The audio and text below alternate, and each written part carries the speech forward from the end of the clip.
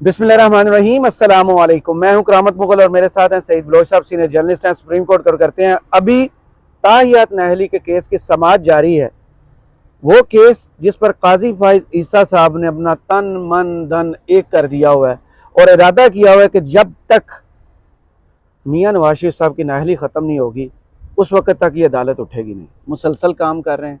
ये वही अदालत है जिन्होंने 2 दिन पहले सरदार लतीफ़ खोसा साहब को दूसरा सवा पढ़ने पर ही क्या कहा था, अदालत फारग नहीं बैठी हुई कि आपको इतना वक्त दे। 40 सफ़ात थे उसमें, अभी वो दूसरे पेज पर पहुंचे थे, वो अदालत ने जवाब दे दिया था उन्हें। अब जो है कल 6 बजे तक समाअत चली, आज भी 9:30 से लेकर अभी तक समाअत जारी है। हालांकि जुमे को अदालत जो है वो 1 बजे ताला लग जाता है, लेकिन अभी तक समाअत चल रही है। और कुछ ऐसी चीज़ें ऑब्जर्वेशन सामने आई हैं जिनको देख के लगता है कि काजी साहब शायद तो पाकिस्तानी नहीं है या कहीं बाहर निकलते नहीं हैं। पाकिस्तान में कितने एहतजाज होते हैं, लोगों को किस किस चीज़ का सामना करना पड़ता है। उनको डंडे लगते हैं, उन पर आंसू गैस फेंकी जाती है, उन पर पानी फेंका जाता है, क्या कुछ नहीं होता उनके साथ। काजी साहब ने आज अजीब लॉजिक निकाली है कि 5 साल नाहली के खिलाफ अदालत में कोई ऑब्जेक्शन लेके नहीं आया, तो ये 5 साल की नाहली तो ख़त्म होनी चाहिए। काजी साहब का फैसला लिख के बैठे हुए हैं कि बस थोड़ा सा वकीलों का टाइम ख़त्म हो और वो फैसला सुनाए कि ये जो ताहियात नाहली है ये जुल्म है किसी के भी साथ। चोर जो है चोरी से जाता है, हेरा फेरी से नहीं जाता। ये वही मियां नवाज शरीफ साहब हैं, ना तो उन्होंने अभी तक एक्सेप्ट किया है कि ये चोरी उन्होंने कौम के साथ की है, और ना ही उन्होंने अभी तक सबूत दिए हैं कि वो पाकिस्तान से पैसा लेकर बाहर कैसे गए थे और इस कौम के साथ उन्होंने झूठ क्यों बोला। क्या कहेंगे, ये जो समाज जारी है, अभी दूसरा दिन है। अभी आपको भी वही लगता है कि काजी साहब फैसला करके बैठे हैं कि जब तक नवाज शरीफ साहब की ताहियात नाहली ख़त्म नहीं की जाएगी उनको इलेक्शन लड़ने का ग्रीन सिग्नल यहाँ से नहीं दिया जाएगा, वो उठेंगे नहीं। बहुत शुक्रिया करामत मुगल साहब। वैसे आपकी बात बिल्कुल ठीक है। और आप देखें कि काजी साहब ने कल सुबह तकरीबन 11:30 बजे शुरू हुए और रात, क्योंकि अब तो सर्दी है तो 5 बजे मेहनत कर रहे हैं, 5:15 बजे मगरिब होती है और 6 बजे तक तो वैसे 6:30 तक ईशा का टाइम हो जाता है, तो 6 बजे तक कल समाअत चली है। और आपने ये भी बिल्कुल ठीक कहा कि जब लेवल प्लेइंग फील्ड में पाकिस्तान तहरीक इंसाफ के वकील सरदार लतीफ़ खोसा अपने दलाइल दे रहे थे, तो उस वक्त उनको जो रिपोर्ट उन्होंने अपना तहरीरी जवाब जमा करवाया था वो रिपोर्ट ही ना पढ़ने दी जा रही थी। अभी दूसरे सफे पे पहुंचे और चीफ जस्टिस साहब ने कहा था कि हम आपके लिए रोज़ नहीं बैठ सकते। उन्होंने अदालत से इल्तवा मांगा कि इस केस को कल तक के लिए मुलतवी कर दें। उन्होंने अदालत ने इल्तवा भी ना दिया और कहा कि हम रोज़ आपके लिए नहीं बैठ सकते। और दूसरी जानिब आप देखें कि नवाज शरीफ साहब के लिए अदालत बिल्कुल फारिग है, जजेस भी फारिग बैठे हैं, जितना वक्त चाहें वो ले लें। सुबह देखें कि तकरीबन 9 बजे केस की समाअत शुरू हुई है। अमूमन अदालत का टाइम 9:30 बजे होता है, लेकिन आज अदालती रिवायत के बरखिलाफ केस जल्दी शुरू किया गया ताकि नवाज शरीफ साहब के लिए वक्त निकाला जा सके।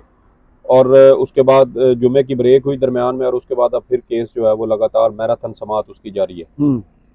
मकसद सिर्फ एक है कि नवाज शरीफ साहब की नाहली ख़त्म करवानी है और हर हाल में करवानी है। और आप मज़े की बात देखें कि जो चीज़ें ये हो रही हैं इस वक्त सुप्रीम कोर्ट में, इसके बारे में जावेद लतीफ़ साहब जो पाकिस्तान मुस्लिम लीग नून के बड़े अंदर की खबरें रखने वाले हैं, तो उन्होंने गुज़श्ता साल मई के महीने में ग़ालिबन 18 मई की शायद तारीख बनती है, ये 16 मई की तारीख है, 16 या 18 मई को उन्होंने एक बयान दिया था और उन्होंने कहा था कि आने वाले चीफ जस्टिस यानी काजी फाइज ईसा साहब मुस्लिम लीग नून को इंसाफ देना चाहते हैं।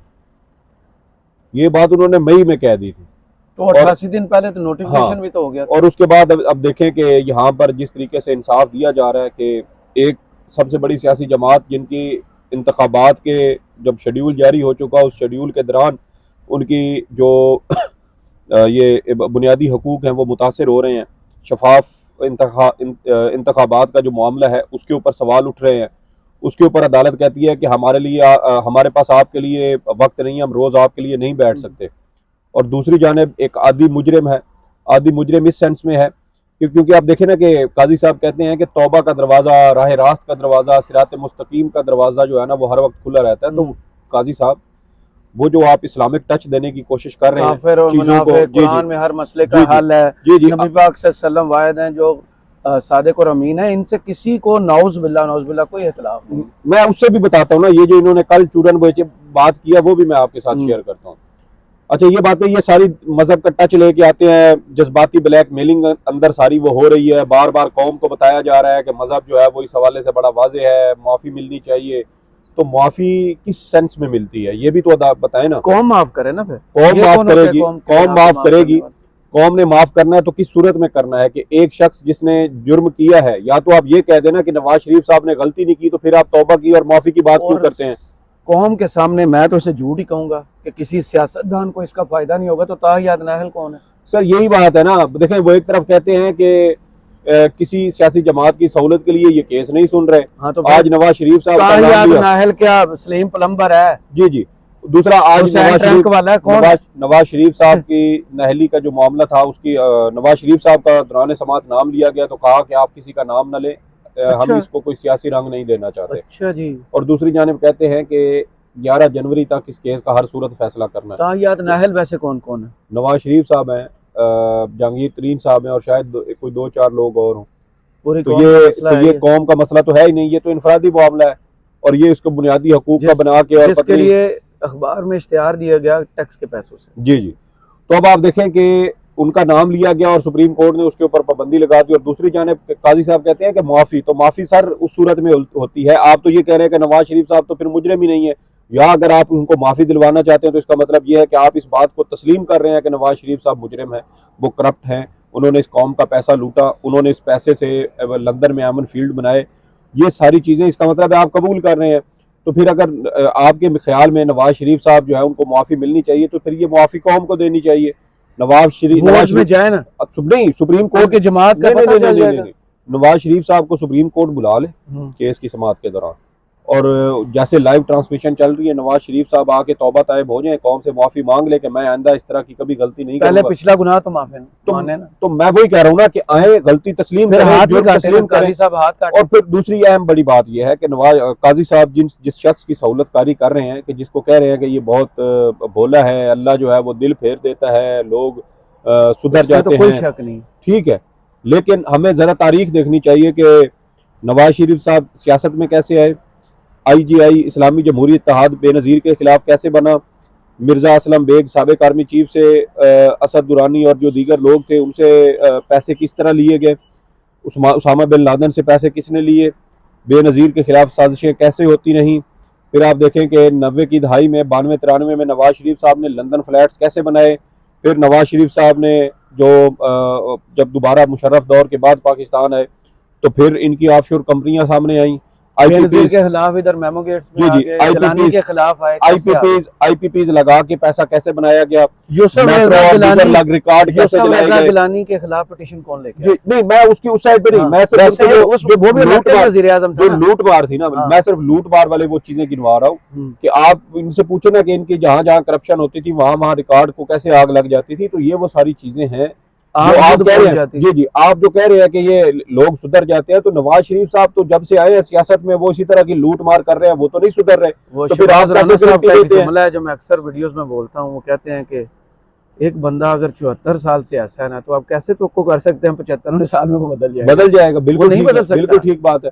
तो काजी साहब जो है वो पत्नी उन्होंने एक नियत की हुई है, हर सूरत नियत की है कि नवाज शरीफ साहब की नहली खत्म करानी है। वो कभी मजहबी टच देते हैं, कभी वो आर्टिकल 62(1)(f) का कहते हैं कि इसके अंदर सजा का तयन नहीं किया गया, कानून में सजा दे दी गई, और एक आमिर के बनाए हुए कानून को हम और एक और बात कल देखें कि कल इन्होंने कहा कि बल्कि 2 दिन पहले जो परसों के रोज जो समाअत हुई थी तो उसमें इन्होंने कहा कि नबी पाक के अलावा कोई मुसलमान जो है वो सादिक और अमीन की तारीफ पर पूरा तो नहीं उतरता, हम ये इस्तेमाल ही नहीं कर सकते किसी के लिए भी।